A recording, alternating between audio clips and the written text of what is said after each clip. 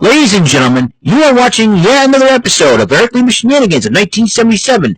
It's Monday night, and you know what that means. It's time for your weekly WWE Monday Night Raw Event Center report. And now here is the man to give you that report, Mr. Eric M. Lima.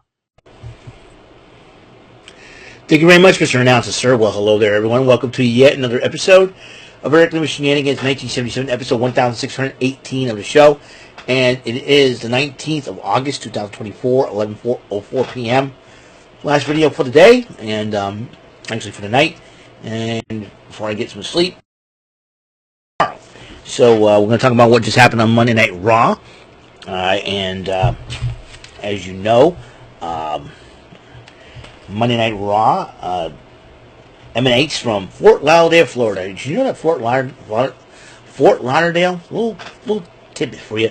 Fort Lauderdale was the honeymoon destination for my parents when they got married back in 1988. And I thought that was really, I thought it would be a cool fact for y'all know. That's right, Fort Lauderdale was my parents' honeymoon destination. So, yeah, I figure, you get married in January, head down south to Florida for the honeymoon. So, that's a good thing. So, anyways, Randy Orton, the Viper, kicked off Monday Night Raw to address the Fort Lauderdale crowd about his title match against Gunther his title shot against Gunther at Bash in Berlin. Gunther, the World Heavyweight Champion, interrupts Orton, saying that asking Orton and the fans of Florida to shut up and all this good stuff, and he gets annoyed when they do the USA chants and stuff.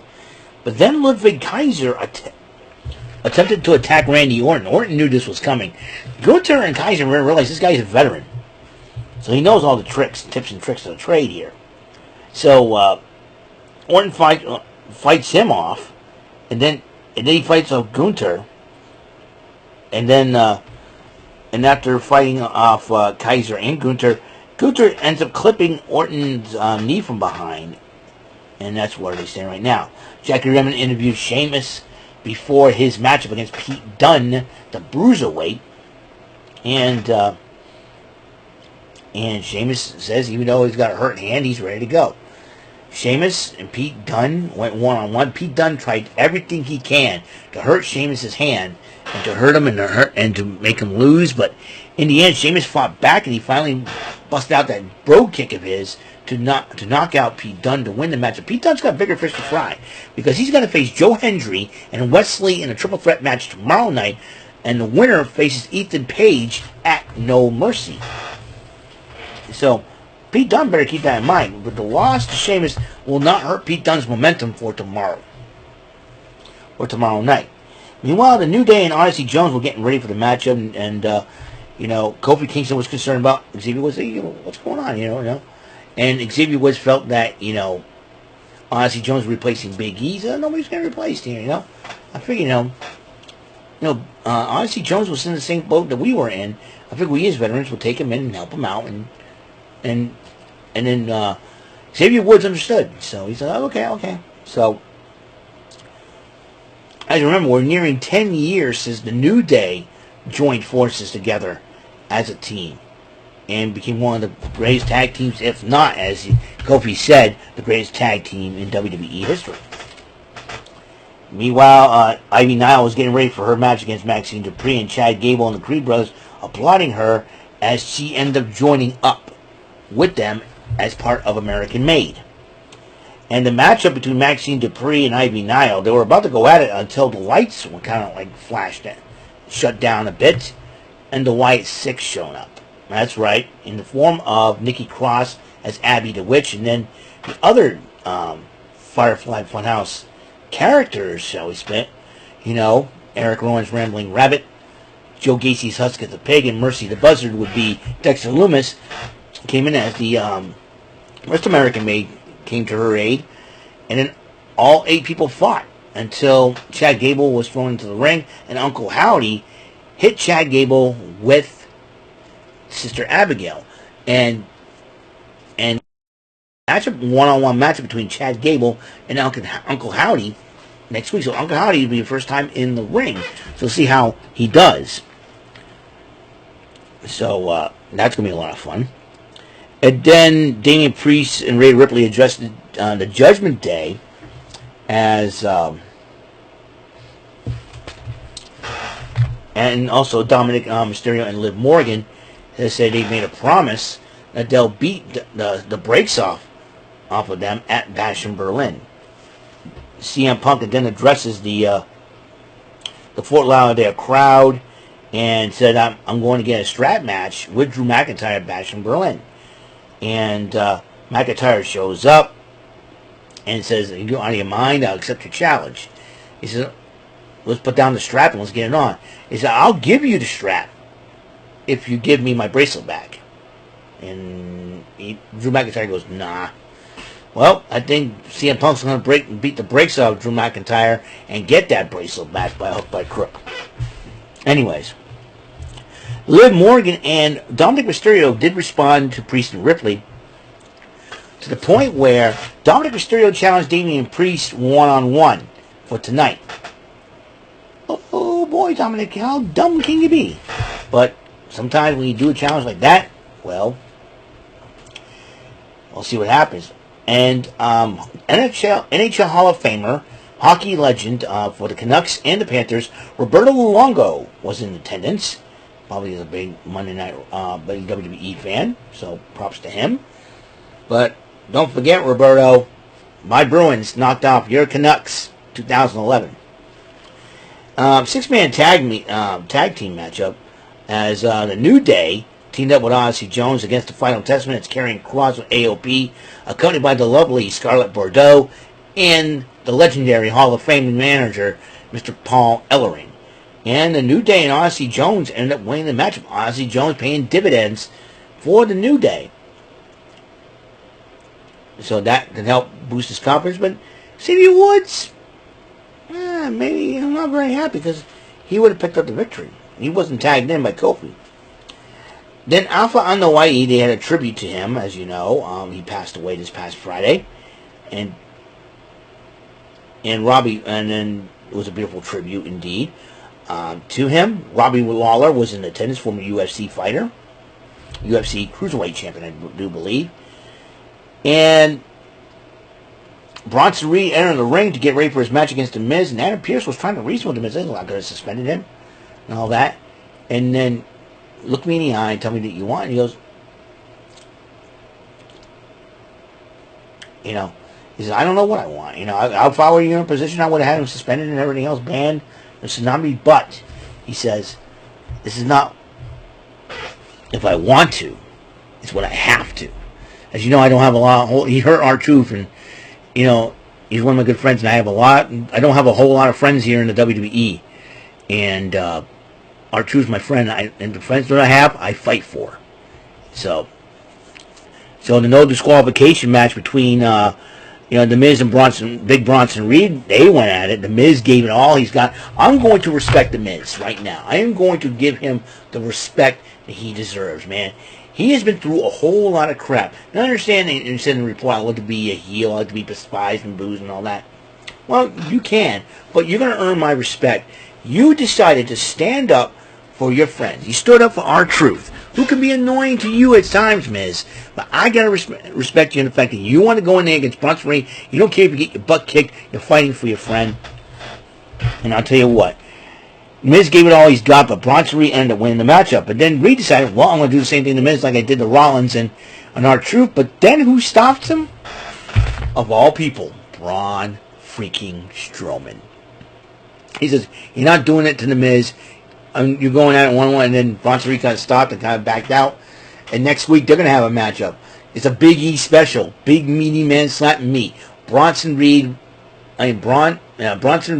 versus Braun Strowman. Battle of the Brawns. It'll be a heck of a matchup for sure. And I'm really looking forward to that matchup. I meant to write down the results. So anyways, Kathy Kelly interviewed Braun. Let's see, where we are.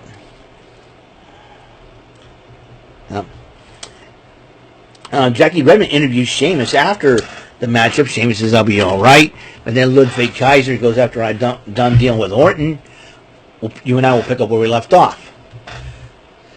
Oh, yeah. we'll find out for sure whether that happens or not. Well, Kathy Kelly interviewed Braun Breaker and says, what's next for you? And he says he was told will be a tournament, a number one contenders tournament, and the winner of that tournament will become the number one contender to the Intercontinental title against Braun Breaker. So we'll see what happens. I don't know if it's going to happen at Bash in Berlin or the next pay-per-view, possibly Survivor Series. Who knows? Sure. Is it going to be a one-night tournament, round robin, or something like that? I don't know. I don't know how Adam Pearce is going to work this out. Could be just a four-man tournament. Who knows? Damian Priest went one-on-one with Dominic Mysterio, but it was no match because Carlito, JD McDonough, and Finn Balor had tried to attack Priest. He fights them off, and then as he steps in the ring, Dominic decides to back out. And here comes Rhea Ripley from behind, and then decides to attack him. And then Damian Priest goes, "Why don't you put him through that announce table?" And Rhea Ripley's clearing everything off, and she was about to put Dominic through that table with a riptide. Liv Morgan with a steel chair from behind, and then Judgment Day pounced on both of them. The men pounced on Damian Priest while Liv Morgan attacking Rhea Ripley, and Judgment Day stood tall. Looks like the Terror Twins might need some backup help, and I'm sure when Sami Zayn comes back, and if Jey Uso does not win this tournament, actually, I'm getting ahead of myself here. Excuse me. So, and then Judgment Day was gloating to Ripley and Priest, saying that's just the beginning of what we're capable of. And women's tag team title on the line in a triple threat. Alba Fire and Isla Dawn teaming up against Damage Control's Io Sky and Kairi Sane. And the Pure Fusion Collection represented in competition, led by Sonya Deville. That will be Shayna Baszler and Zoe Stark. And there was a botch that Kairi Sane did, but she ended up,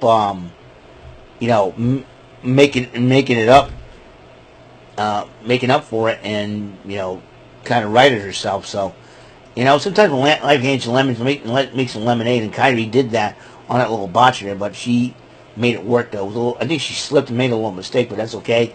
She ended up recovered from that, completed the move despite that, and people love Kairi Sane, and I do too. And I think Kairi Sane's will be all right.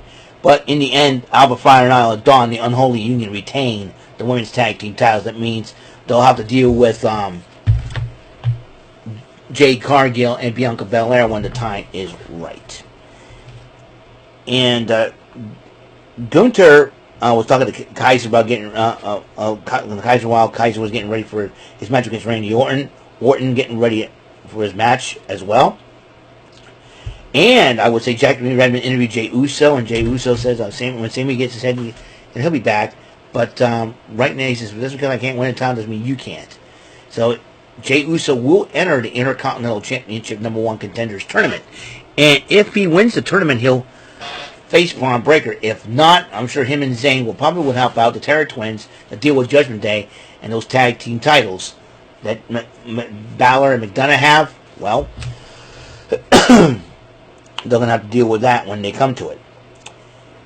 Pat McAfee will be leaving the WWE for the rest of the year. As you know, college football is going to start up, and he will be back January. So that means basically he'll be gone for 4 months.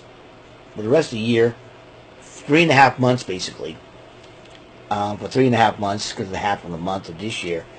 Because today was his last time on Raw. And by the time he comes back to Raw, it will be on Netflix, which reminds me, I'm going to have to renew my subscription to Netflix whenever I get the chance to. And I'm trying to do that towards the end of the year. That's my goal. So I can start watching Monday Night Raw off the rip when it comes over to Netflix. So Randy Orton and Liv... By the way, I already mentioned Robbie Lawler. No relation to Jerry King Lawler, by the way. And Randy Orton and Ludwig Kaiser went one-on-one. Gunther was appearing at ringside during the matchup. And then Randy Orton ended up beating Ludwig Kaiser with the RKO. And both Orton and Gunther were brawling after the match. And they kept on going. So we got one more Raw till Bash in Berlin. But this is Pat McAfee's final Raw until January. So thank you, Pat McAfee, for bringing enthusiasm as always. Even though you played for Colts, I'm a Pats fan. but much respect to Pat McAfee. I think he goes crazy sometimes. I know Adam Cole and Corey Graves can't stand you because they're Steelers fans. But the fact of the matter is, Pat McAfee does a wonderful job doing color commentary. We'll see what happens next week on Raw. Who will be filling in for Pat McAfee during the 3.5 months he has off from the WWE until January. So I'm really excited about, when Raw goes to Netflix, they may kick it up a notch. So that's all the time we have on the show. Tomorrow we got High Rollers and NXT leading up to No Mercy. And, this Wednesday will be the final Dynamite before All In. The final Rampage the Friday before All In. The final Collision before All In. So All In's coming this coming Sunday at 1. So it's in the afternoon, which is good. So that means at least we're able to stay up and watch the dang thing. Thank you, England. So thank you for tuning in to another episode of Eric Lima Shenanigans 1977 Monday Night Raw Event Center for the 19th, 2024. Also tomorrow will be the 2-year anniversary of being up here in this room. So I will be talking a little bit more about it. So until the next episode comes rolling around, Mr. Announcer, take us home. That is all for today's episode. This is your announcer speaking for Eric Lima Shenanigans of 1977. A Big Beefy E, doing for Bob Saget Productions, and in association with a Raven Bofa Telepictures and Distribution. Thank you for watching today's episode. Tune in next time for another episode of Eric Lima Shenanigans of 1977. Goodbye for now.